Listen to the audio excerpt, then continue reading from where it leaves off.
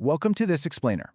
Look, if you're globally mobile or a high net worth individual, we're about to unpack what is literally one of the biggest decisions you're facing right now. We're looking at a true Iberian tax duel.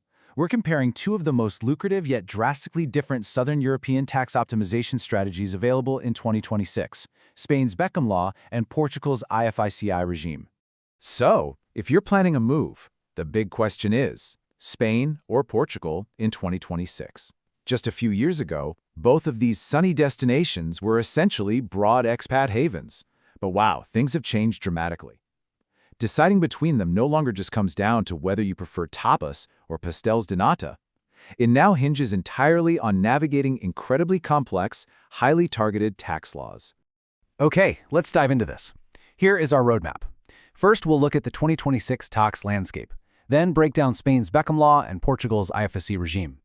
After that, we'll compare the tax benefits head-to-head, look at the strict timelines and deadlines, and finally help you choose your winning tax regime.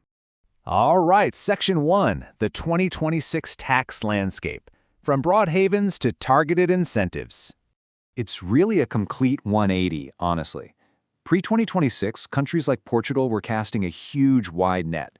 Retirees with a foreign pension, standard remote workers, or just anyone seeking some sun could easily secure massive tax breaks. But that era, it's over.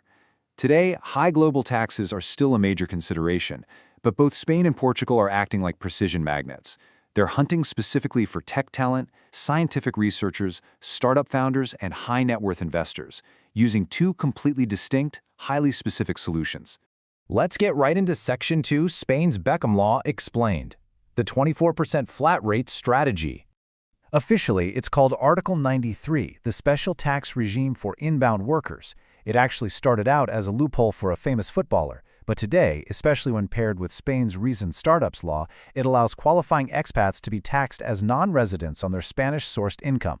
This is the absolute magic of the Beckham law. They're treating you as a non-resident for tax purposes even while you physically live there, which effectively shields your foreign assets and your global investment streams from Spain's highly progressive worldwide tax regime for up to 6 years. The absolutely crucial number here is 24%. Under the Beckham law, your Spanish employment income is taxed at a flat 24%. But beware the trade-off. That 24% rate is strictly capped at 600,000 euros per year. Earn a single euro above that cap, and it gets hit with a steep 47% tax. So, who qualifies? Well, it's much easier under the new rules. You basically must not have been a Spanish tax resident in the prior 5 years. This covers salaried employees, folks using an employer of record, or EOR, and crucially, digital nomad visa holders. If you're a remote worker for a non-Spanish company, you're eligible. It also covers startup founders and researchers. And perhaps the biggest perk of the whole shebang? Your spouse and dependent children under 25 can ride along with you and benefit from that exact same 24% flat rate through a family extension. It's a massive win for families. Section 3, Portugal's IFICI regime explained. The science and innovation engine. Listen, if you are familiar with Portugal's old NHR program, you need to forget it. Classic NHR is dead. In its place is Article 58A, known as IFICI. It's a super targeted Portuguese tax incentive, providing reduced rates for highly qualified professionals in scientific research, innovation, and certified startups. The massive trade-off here is economic substance. It offers a long benefit period, for sure, but you must actively prove your economic substance and your engagement in Portugal every single year. But look how the rate compares, 20%. IFICI actually beats Spain's rate, offering a lower flat rate of 20% on your qualifying Portuguese source active income. But how do you actually unlock that 20%? Well, unlike Spain, where standard remote workers can qualify pretty easily, Portugal requires you to fit perfectly into one of 7 strict routes. These include things like scientific research, productive investment projects recognized by the Portuguese investment agency ICEP, highly qualified roles in companies that export over 50% of their turnover, or working for a certified startup. And notice this absolutely crucial restriction. There are no retirees allowed, and no standard remote workers employed by a foreign company without a physical presence in Portugal. Section 4. Comparing the tax benefits. The Iberian Showdown. Now, what's really interesting here is the duration.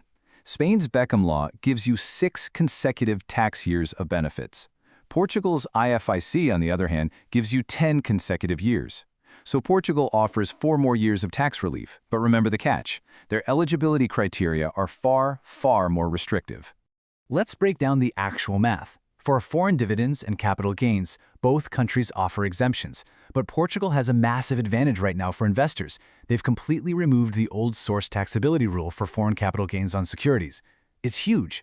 For pensions, Spain exempts foreign ones entirely, while Portugal taxes them at standard progressive rates, which can go up to 48%.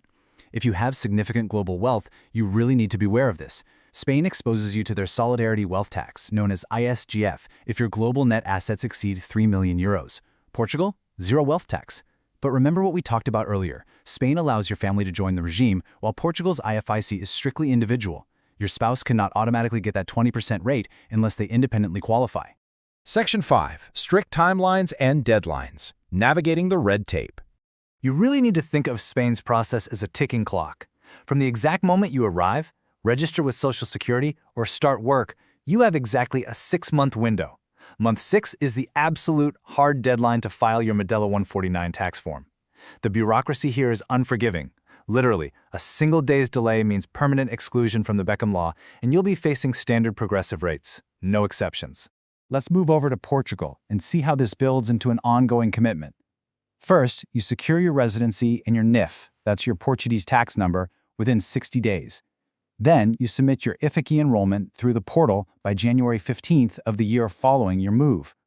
But here is the major shift from the old rules.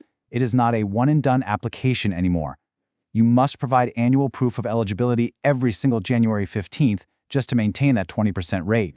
Section 6. Choosing your winning tax regime. The final verdict. At the end of the day, it really just comes down to your specific profile. If you're a remote worker, a standard corporate employee, or relocating with your family, Spain is absolutely your clear winner. The Beckham law supports EOR structures, digital nomads, and covers your spouse seamlessly. On the other hand, if you're a high net worth investor anticipating major liquidity events, or maybe a PhD researcher, Portugal is your best fit. You get zero wealth tax, superior capital gains exemptions without those source taxability hurdles, and 10 full years of duration. But hey, we need a grounded reality check here regarding what we call the post-regime cliff. You have to remember these are temporary tax holidays. They're not permanent escapes. In year 7 for Spain or year 11 for Portugal, the party ends. You're going to face standard progressive tax rates between 48% and 54%, become exposed to global taxation on your assets, and potentially even face exit taxes if you try to leave them. You absolutely must plan your exit strategy from day one.